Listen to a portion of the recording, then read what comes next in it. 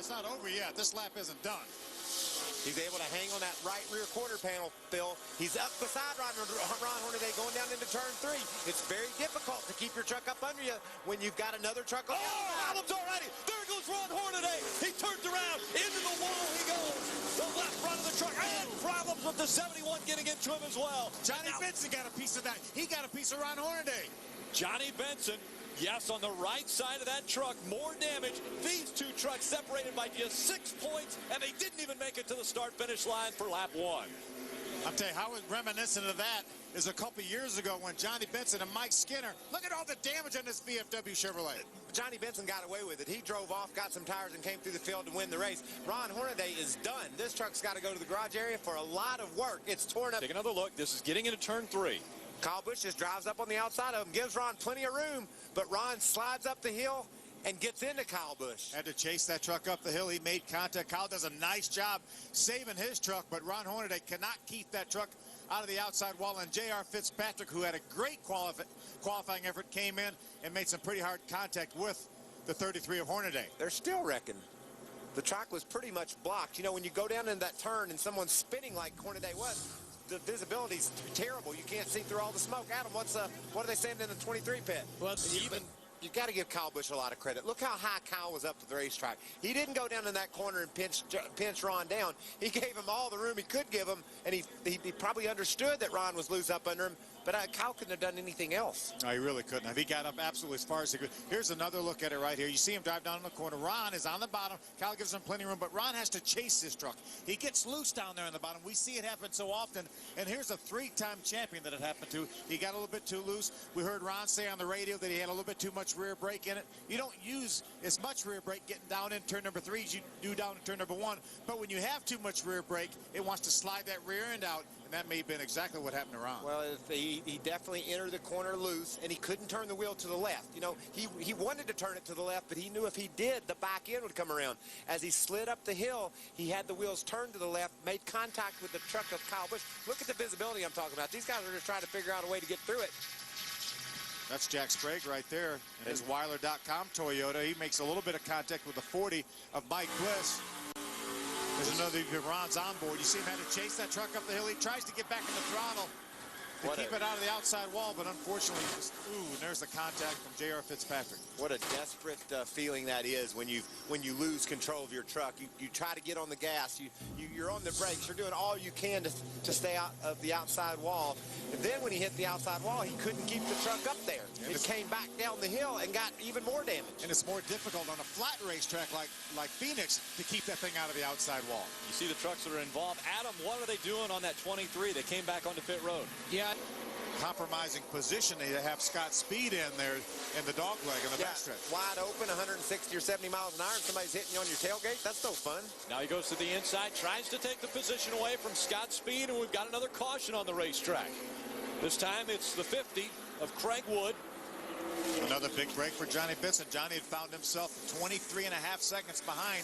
He was only about 5 seconds ahead of our leader, Kevin Harvick. Craig Wood, you see there pictured on the left, he is the next truck ahead of Ron Hornaday. So while it's a break for Johnny Benson, it's also a break for Ron Hornaday. I don't know. These guys won't get this truck fixed well enough to stay ahead of Ron, I don't think. Probably not. And they may not even try to stay on the racetrack. Does Craig Wood look a little bit like Spicoli? I liked his hair. Again, there's another look at what just took place. Wow, I don't understand what happened. Smashing into the inside barrier. Causes the learning curve to be much steeper than it used to be, but Brad just did a great job in his debut. Okay, Johnny's starting to flex his muscles a little bit. He's got some great trucks he's racing with. Ooh, look at Colin Brown. 6. He's going to go around. Into the wall goes Colin Brown. And that was contact with the 23 of Johnny Benson. And a caution comes out once again, the 4th one of the night. Colin was on the inside of Johnny. They were racing hard coming off turn number 4. What? You see, watch this now. I know. You see Colin gets loose off the corner, and then the 23 of Johnny Benson was right there. Johnny gave him plenty of room, but Colin just got loose on the inside. I think Richie Waters, I think he might bring Kyle Busch down pit road. If it's time to pit, if you don't have enough gas to get to the finish, you better pit now. You got to come. You got to come. Yes. You can decide later if we get a later caution to come again, but you have to come now to make sure you have enough fuel to get to the end. And maybe you just throw some gas in it. A little bit of fuel, top it off, and then head back out on. They only have about 10 green flag laps on these tires. As you mentioned, TJ's going to want him 4 tires, but the rest of these guys may come in just for a drop of fuel. But pit road is open, and Kyle Busch is staying on the racetrack along with most of the other trucks right now that are on the lead lap. I bet you Colin Brown thought that he had gotten a little bit loose, but I bet you he thought he could save it. And the thing just hung there, Phil. It just wouldn't quite get back up under him, and it put him on the inside, into the inside wall. We got a lucky dog here, John Wood. Aaron's is giving that away. Can Kevin Harvick reel that guy in and finally get by him? I think that's the fastest truck. I think Kevin Harvick does have the best truck, Rick. So, yes, I'd say he'll get up there and get with Kyle Busch.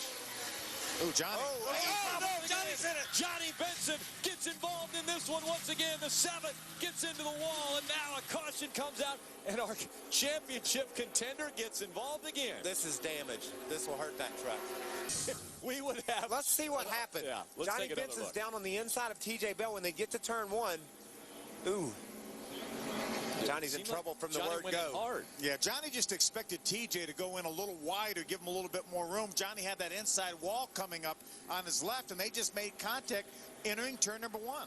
It looked like Johnny got in trouble in a hurry, though, Phil. As soon as he let off the gas, I think the truck either bottomed out and he pushed and got up toward TJ Bell, or he got loose. It didn't look normal from the time they let off the gas trying to get into turn 1. Watch right here. See him just sort of bobble as he gets into 1. And Johnny just had to chase it uphill. Once they made the contact, he couldn't stay off TJ, couldn't stay out of the outside wall. Right along with Johnny. This is the view we had originally had. There's the contact right there. Now he just can't get away from TJ. You hear that contact with the outside wall. Ron's truck slid a long way, you know, before he hit the wall, and then he got hit in the side, basically, once he came to a rest on the inside of the track, doing a lot of cosmetic damage to that truck, but not a whole lot of mechanical damage. Now you hear Johnny Benson saying he thinks he's got a broken rotor. This is big. He'll have to go behind the wall and fix that truck. Yeah, we see a lot of the guys going, and that's a crash cart right there. They're gonna try to get the parts, whatever parts they may need for that truck. Johnny Benson tried to make it back out on the racetrack, had problems with the right front. It put him in the wall again. And so another caution has come out here. It's the 6th one of the evening. This one coming out with 129 laps complete. And Johnny Benson will have to go back behind the wall again. Adam Alexander. And Hornaday's not going to move ahead either. No, it's all going to stay there. We're going to leave here with a 3-point difference in the championship standings. It's awesome that we've got a battle like that.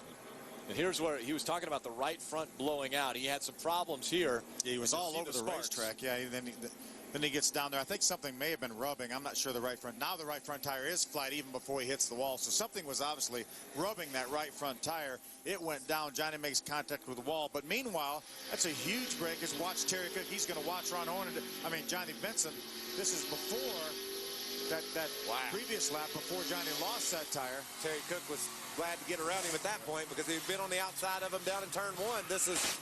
Yeah, you heard the tire go down, and then he couldn't turn the truck. But what a huge break for our leader, Kevin Harvick. We knew he may need a little bit more insurance to have enough fuel to get to the end. He's going to get these caution laps, and they're coming from Johnny Benson. Just got that insurance. I said, you know, would he get a caution? He might need a caution to get things bunched back up so he can go for this win, but darn, he's driving through, guys. Oh, and problems again with the 23. Boy, that may just put John West Townley also involved.